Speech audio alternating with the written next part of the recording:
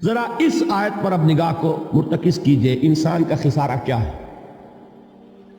دیکھیے، سب سے پہلے میں آپ کی توجہ دلاؤں گا، ذرا آنکھیں کھول کر قلب حساس کے ساتھ نوع انسانی کا مشاہدہ کیجئے، کیسے کیسے دکھ، کتنی تکلیفیں، کتنی محنت، کتنی مشقت ہے جو ہر انسان کا مقدر۔ قرآن مجید میں ایک مکمل سورت ہے، سورت البلد، اس میں اللہ تعالیٰ نے متعدد قسمیں کھا کر ایک بات کہی، لا اقسم بہذا البلد وانت حل بہذا البلد ووالد وما ولد لقد خلقنا الانسان فی کبد۔ ہم نے انسان کو مشقت ہی میں پیدا کیا، یہ مشقت ہر انسان کا مقدر ہے۔ لوگ گھروں کو چھوڑ کر آئے ہوئے ہیں، کہاں کہاں انسان جاتا ہے، یہ اس دنیا میں محنت اور مشقت۔ ہاں، ایک مغالطہ ہو جاتا ہے کہ شاید یہ محلوں میں رہنے والے جو ہیں انہیں کوئی مشقت نہیں، انہیں کوئی دکھ نہیں، حالانکہ حقیقت یہ نہیں ہے۔ جو جتنا امیر ہے آپ دیکھیں گے اس کی جسمانی مشقت کم ہے، ذہنی کوفت زیادہ ہے۔ ٹرینکولائزرز کی انہیں ضرورت پڑتی ہے، انہیں سیڈیٹیوز چاہیے، خواب آور دوائیں مزدور کو نہیں کبھی ضرورت پڑے گی۔ وہ 8 گھنٹے کی محنت کرنے کے بعد ایسا سوتا ہے کہ وہ صبح ہی کی خبر لے گا۔ اور یہ وہ لوگ ہیں کہ جن کو ہپنوٹکس، خواب آور دوائیاں، سیڈیٹیوز، مسکن ادویات، یہ سارا لیبلیم اور یہ ویلیم اور یہ فلاں اور یہ فلاں، یہ کن کے ہاں جاتے ہیں؟ ذہنی سکون اور اطمینان انسان کو حاصل نہیں۔ کسی کی جسمانی مشقت ہے، کسی کی ذہنی مشقت۔ میں آپ کو یاد دلانا چاہتا ہوں مہاتما گوتم بدھ کا معاملہ۔ 30 برس کی عمر میں کپل وستو کا شہزادہ محل کو چھوڑ کر نکل گیا، جوان بیوی کو سوتا ہوا چھوڑ کر گیا، شیر خوار بچے کو چھوڑ کر گیا۔ راجدھانی میں رہنے والا محل کا باسی، جسے یہ معلوم ہے کہ باپ کے بعد مجھے یہ سلطنت ملنے والی ہے، کیوں گیا؟ کبھی کبھی آپ نے سوچا؟ اس نے انسان کے غم اور دکھ کا مشاہدہ کیا۔ اس نے دیکھا کوئی اندھا ہے، ٹھوکر کھا کر گر رہا ہے، کوئی والدین کھڑے ہوئے رو رہے ہیں اور ان کی نگاہوں کے سامنے ان کا نہایت محبوب بچہ دم توڑ رہا ہے اور وہ کچھ نہیں کر سکتا۔ اس نے سوچا یہ صدمہ کیوں ہے انسان کا، یہ دکھ اس کا مقدر کیوں ہے؟ اس صدمے سے، اس دکھ سے نجات پانے کی بھی کوئی شکل ہے کہ نہیں؟ انسانوں کی ایک عظیم اکثریت، شاہ ولی اللہ دہلوی رحمۃ اللہ علیہ کے الفاظ ہیں کہ وہ لدو اونٹ اور کولو کا بیل بن کر زندگی بسر کرتی ہے۔ جو 8 گھنٹے تک اینٹیں ڈھو رہا ہو، اس شخص کا تصور کیجئے آپ، وہ واقعی انسان ہے یا حیوان بن گیا ہے؟ اور 8 گھنٹے کی اس محنت کے بعد بھی ہو سکتا ہے کہ 2 وقت کی روٹی اسے پوری نہ ملے۔ اور یہ تو ہو سکتا ہے، نہیں ہوتا ہے کہ اگر بچہ بیمار پڑ گیا ہے تو شاید کوئی برتن بیچے بغیر اس کی دوا کا سامان نہ کر سکے۔ ایسا شخص کتنے بوجھوں تلا دبا ہوا ہے، کتنی مشقت کے اندر پسا ہوا ہے۔ لدو اونٹ اور کولو کا بیل، انسانوں کی عظیم اکثریت اس سطح پر زندگی بسر کرتی ہے۔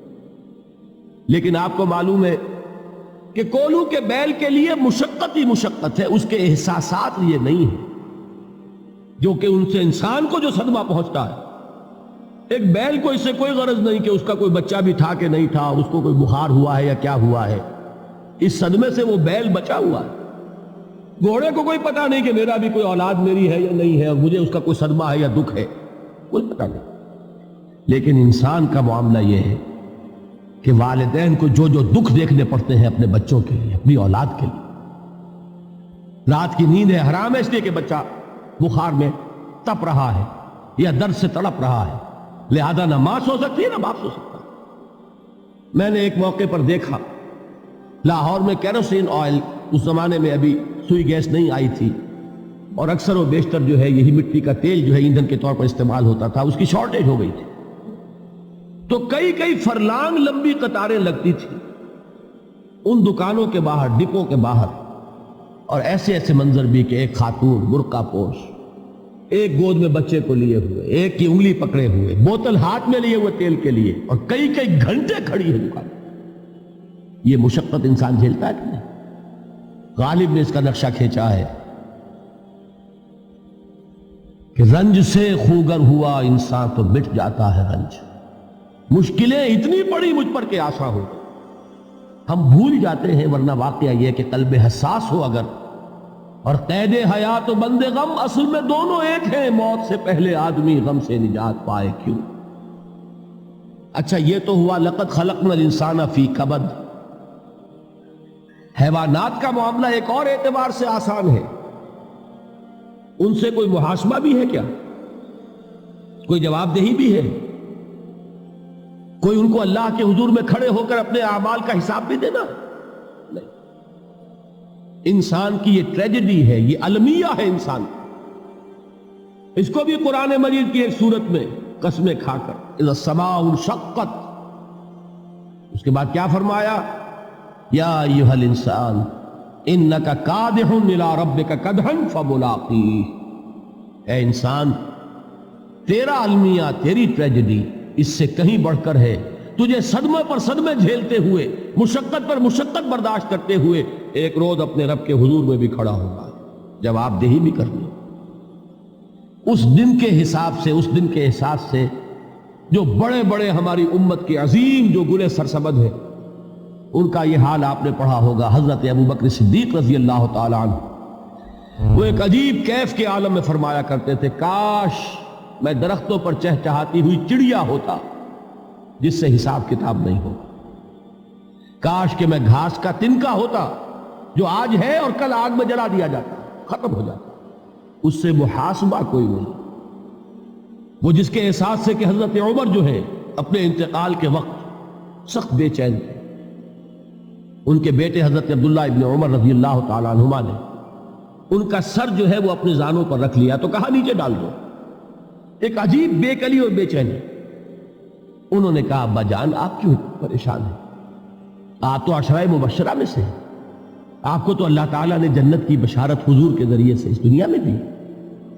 حضرت عمر فرماتے ہیں کہ خدا کی قسم اگر قیامت کے دن عمر برابر سرابر پر چھوٹ گیا تو بہت بڑی کامیابی تصور.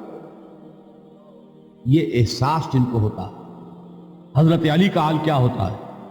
ابھی جو آپ نے حافظ صاحب سے سنا، یہ حضرت علی کا معاملہ ہے کہ ایک تیر پیوست ہو گیا تھا، کسی طرح نکل نہیں رہا تھا.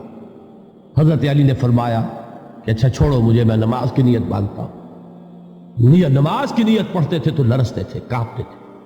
کس کے سامنے کھڑا ہوں اور کس کے سامنے مجھے ایک دن جواب دہی کے لیے کھڑا ہونا ہوگا. لن تزولا قدم ابن آدم، حضور نے خبر دی ہے ابن آدم کے قدم ہل نہیں سکیں گے.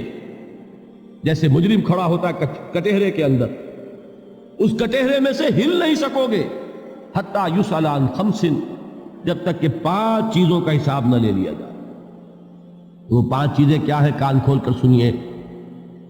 عن عمرہ فیما افناہ، عمر کا حساب دو. یہ 80 برس اور 70 برس ہم نے تمہیں دنیا میں دیے، کہاں ضائع کیے؟ وعن شبابہ فیما ابلاہ، اور خاص طور پر جوانی کا دور، امنگوں کے دن، ولولے ہوتے ہیں، قوت ہوتی ہے، توانائی ہوتی ہے، آدمی چلتے ہوئے زمین پر پاؤں مارتا ہے، قوت جو ہے وہ اپنا اظہار چاہتی ہے. یہ جوانی کہاں گلائی؟ حساب دو، ایک ایک لمحے کا حساب دو. وَعَن مَالِهِ مِنْ أَيْنَ اكْتَسَبَهُ وَفِيمَا أَنْفَقَهُ، ایک ایک پائی کا حساب دو. مال کا کہاں سے کمایا تھا، حلال سے کہ حرام سے، اور کہاں خرچ کیا تھا، گل چھروں میں، عیاشیوں میں، یا نیکی کے کاموں میں، ادائے حقوق اللہ کے دین کے لیے. 4 سوال ہو گئے. 2 زندگی کے بارے میں، ایک زندگی پوری بحیثیت مجموعی کہاں کس کام میں لگائی، اور خاص طور پر شباب کا دور کہاں لگایا. 2 سوال مال کے بارے میں، کمایا کہاں سے، حلال سے کہ حرام سے، جائز سے کہ ناجائز سے، خرچ کہاں کیا. اور آخری سوال وَعَمَّا عَمِلَ فِيمَا عَلِمَ، جو علم حاصل کیا تھا اس میں عمل کتنا کیا. علم کے انبار لگاتے چلے گئے اور عمل کے آغاز کی بھی نوبت نہ آئی. یہ علم جو ہے یہ اس روز سب سے بڑا وبال بن جائے گا. اتنا علم اور عمل کچھ نہیں، بجائے کہ کریڈٹ کا ذریعہ بنے یہ الٹا ڈیبٹ کا کھاتہ بن جائے. یہ جواب دہی کا احساس ہے کہ جس کی وجہ سے انسان کی ٹریجڈی جو ہے وہ دوہری ہے. کوئی حیوان اتنے بوجھ تلے نہیں. مشقت کی، محنت کی، اس زندگی میں ختم ہوئے، اس کے بعد کوئی محاسبہ نہیں. اس کو بھی غالب نے خوب کہا ہے کہ اب تو گھبرا کے یہ کہتے ہیں کہ مر جائیں گے، اور مر کے بھی چین نہ پایا تو کدھر جائے. یہ ہے وہ ہیومن ٹریجڈی